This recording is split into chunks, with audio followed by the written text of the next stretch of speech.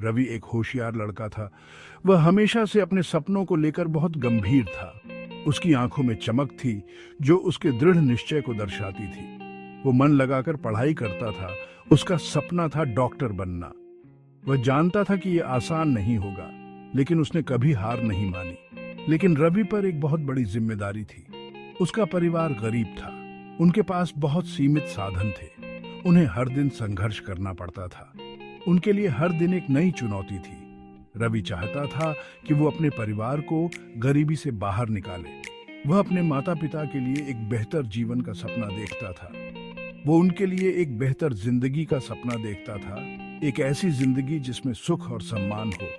वह अपने परिवार को खुश देखना चाहता था। हर दिन वो पूरी लगन से पढ़ाई करता था।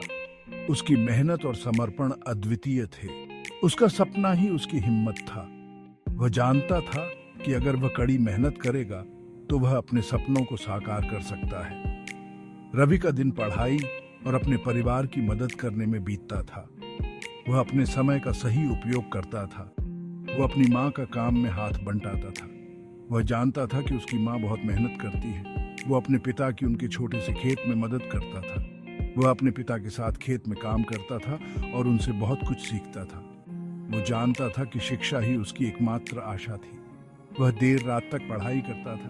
वो नई किताबें नहीं खरीद सकता था। उसके पास पुरानी और फटी हुई किताबें थीं, इसलिए वो किताबें उधार लेता था और मिट्टी के तेल के लैंप की धुंधली रोशनी में हर पन्ने को ध्यान से पढ़ता था।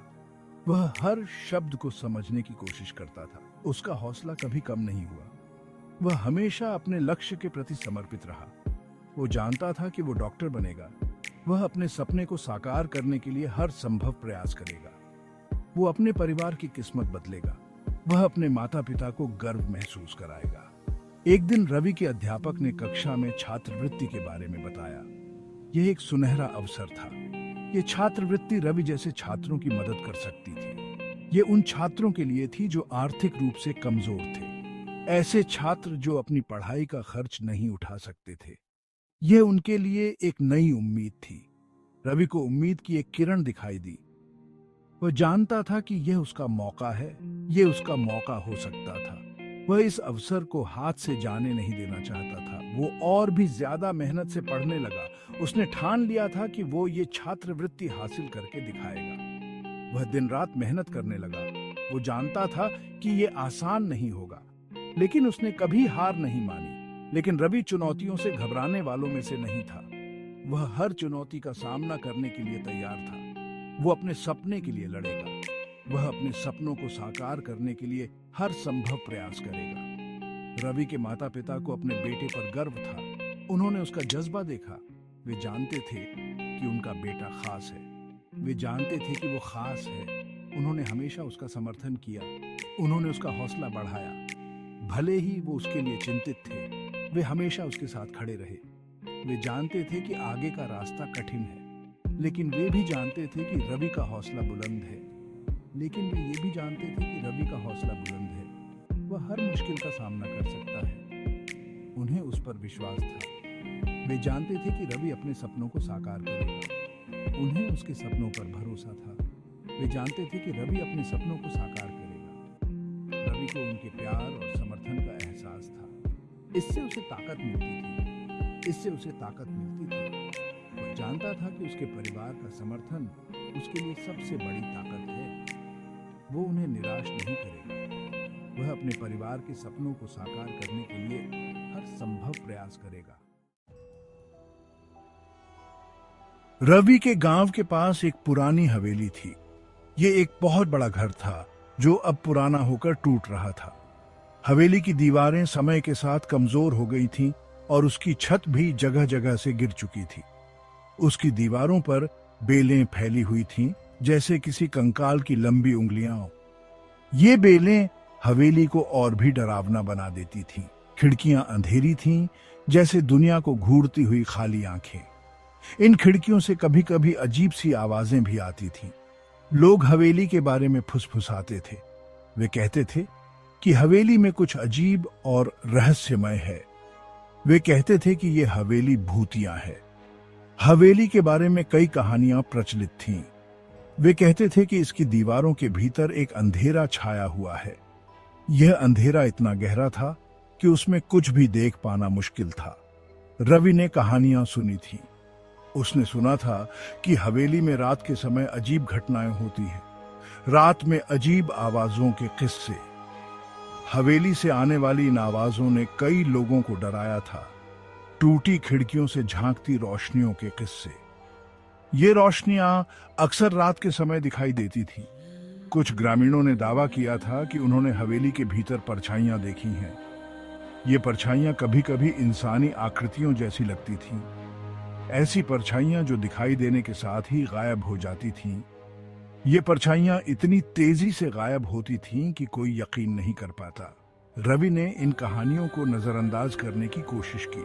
उसे लगता था कि ये सब सिर्फ कहानियां हैं। वो विज्ञान का छात्र था, अंधविश्वास का नहीं। उसे भूत प्रेत की कहानियों पर यकीन नहीं था। एक शाम जब रवि स्कूल से घर लौट रहा था तो उसने बच्चों का एक समूह देखा। वे बच्चे हवेली के पास खड़े थे। वे आपस में कुछ फुसफुसा रहे थे। उनकी बातें सुनकर रवि को जिज्ञासा हुई। वे हवेली के बारे में बात कर रहे थे। उनकी बातें सुनकर रवि को भी हवेली के बारे में जानने की इच्छा हुई। बच्चों में से एक ने दावा किया कि उसने एक भूत देखा है। उसने कहा कि भूत सफेद कोट पहने था। सफेद कोट पहने एक भूतिया व्यक्ति मैदान में घूम रहा था।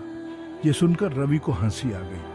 रवि ने उनकी कहानियों का मजाक उड़ाया। उसे लगा कि बच्चे सिर्फ डराने के लिए ये कहानियां बना रहे हैं। उसने उनसे कहा कि ये सब बकवास है। उसने बच्चों को समझाने की कोशिश की कि भूत प्रेत जैसी कोई चीज नहीं होती, लेकिन अंदर ही अंदर उसके मन में उत्सुकता का बीज बोया जा चुका था। उसे हवेली के बारे में और जानने की इच्छा हो रही थी। उस रात बाद में जब रवि बिस्तर पर लेटा था तो उसके विचार हवेली की ओर चले गए। वह सोचने लगा कि क्या सच में हवेली में कुछ अजीब है। उसने इसे बचकाना डर के रूप में खारिज करने की कोशिश की, लेकिन उसके मन में सवाल उठते रहे। लेकिन अंधेरे में डूबी हवेली की तस्वीर उसके मन से नहीं गई। वह बार बार हवेली के बारे में सोचता रहा। उसने सोचा कि क्या कहानियों में कोई सच्चाई है? क्या सच में हवेली में कुछ रहस्यमय है? उसने सोचा कि इसकी जर्जर दीवारों के भीतर कौन से राज छिपे हैं। क्या हवेली में कोई छिपा हुआ खजाना है या कोई पुरानी कहानी? उसके अंदर डर और उत्सुकता का एक अजीब सा मिश्रण घूम रहा था। वह जानना चाहता था लेकिन डर भी रहा था। अगले कुछ दिन रवि के लिए धुंधले थे। उसने अपनी पढ़ाई पर ध्यान केंद्रित करने की कोशिश की। उसने हवेली के बारे में बढ़ती जिज्ञासा को नजरअंदाज करने की कोशिश की, लेकिन यह बेकार था। उसने जितना इसे दूर करने की कोशिश की, यह उतना ही बढ़ता गया। उसने महसूस किया कि वह अब इसे और नजरअंदाज नहीं कर सकता। उसे खुद हवेली देखनी होगी। रवि जानता था कि यह मूर्खता है।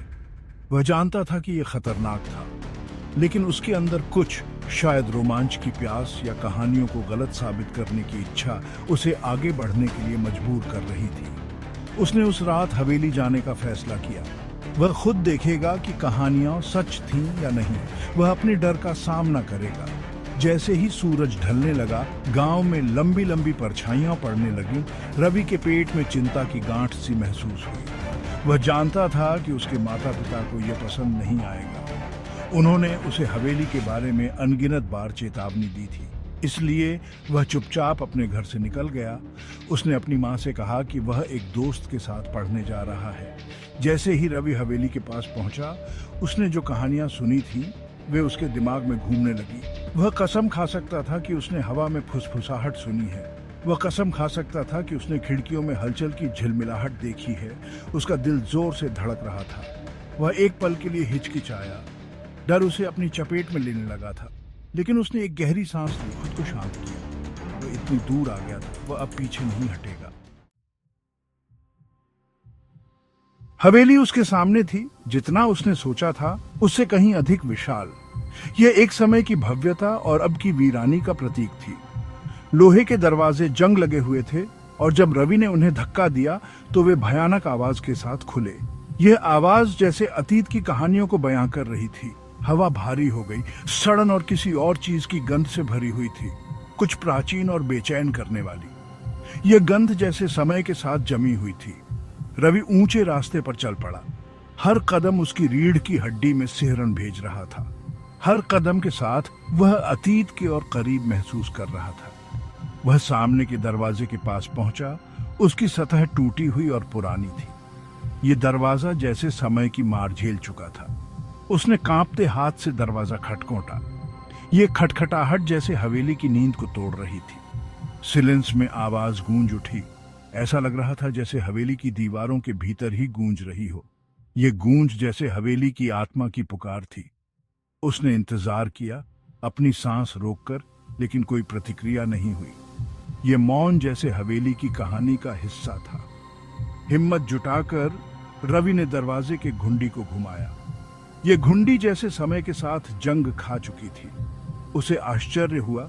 यह एक कर्कश आवाज के साथ मुड़ गया और दरवाजा चरमराता हुआ खुल गया। यह आवाज जैसे अतीत के रहस्यों को उजागर कर रही थी। अंदर कदम रखते ही रवि ने खुद को एक भव्य प्रवेश हॉल में पाया। यह हॉल जैसे समय की कहानियों को समेटे हुए था। धूल के कण हल्की चांदनी में नाच रहे थे, जो गंदी खिड़कियों से छनकर आ रही थी। यह चांदनी जैसे अतीत की रोशनी थी। एक बार के अलंकृत झूमरों पर मकड़ी के जाले लगे हुए थे और हवा सदियों की खामोशी से भरी हुई थी। यह झूमर जैसे समय की गवाही दे रहे थे। जैसे ही रवि की आंखें अंधेरे में एडजस्ट हुईं, उसने सफेद चादरों में लिपटे फर्नीचर की आकृतियों को पहचानना शुरू कर दिया, जैसे किसी भूले हुए युग के भूत।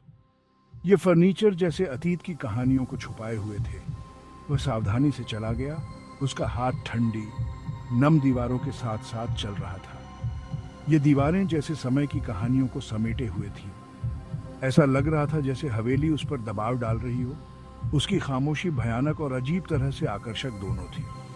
ये खामोशी जैसे अतीत की कहानियों को बयां कर रही थी। जैसे ही उसने आगे छानबीन की, उसे एक कमरा मिला जो कभी स्टडी रूम रहा होगा।